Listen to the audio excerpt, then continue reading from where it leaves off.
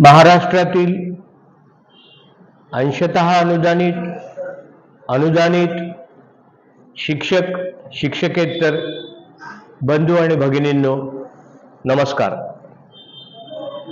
मी अनेक वेळा नीट समजावून सांगितलं, तरी देखील मला माझ्या व्हॉट्सअप ग्रुपवर मेसेज 33-79 चे नोव्हेंबरचे पगार कधी होणार, 32-61 चे डिसेंबरचे पगार कधी होणार। आता मी सांगून थकलो की मार्च 24 मध्ये 24-25 करता जी तरतूद प्राप्त झाली होती ती लेखाशीर्षनिहाय तरतूद आता पूर्ण संपलेली आहे। शेवटचे पैसे 4 दिवसापूर्वी तुम्हाला पाठवले। आता एकही पैसा शिल्लक नाही, त्यामुळे आता कुठलीही तरतूद येणं शक्य नाही। ज्यांचे नोव्हेंबरचे पगार झाले त्यांचे झाले, ज्यांचे नाही झाले त्यांचे आता होणारच नाही असं गृहीत धरा। म्हणजे साधारणतः ज्या जिल्ह्याला जास्त पैसे गेले त्यांचे थोडेसे परत आले, ज्या जिल्ह्याचे झाले नाही त्यांना ते थोडेसे दिले।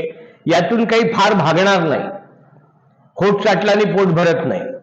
आपल्याला भरपूर पैसे पाहिजे आहेत, त्यामुळे आता जोपर्यंत डिसेंबर मध्ये तरतूद होत नाही, डिसेंबर मध्ये कोणती तरतूद होईल? पुरवणी मागणीची तरतूद होईल। पुरवणी मागणी गेलेली आहे, तरतूद होत नाही तोपर्यंत आता पैसे मिळणार नाही। म्हणजे पगार देखील डिसेंबरच्या पुरवणी मागणीची तरतूद आल्याशिवाय यापुढे होणार नाही। त्यामुळे व्हॉट्सअपवर पगार कधी होतात हे विचारूच नका। याचे पुढे जाऊन लोक विचारतात थकीत कधी मिळेल। अहो, जिथं पगाराची सोय नाही तिथे थकीतचा विषयच कसा निर्माण होऊ शकतो? आता डिसेंबर मध्ये जेव्हा तरतूद होईल आणि मी स्वतः सांगितलं ईपीसी कमिटी समोर जाईल, भरीव तरतूद करून घेण्याचा प्रयत्न करतो।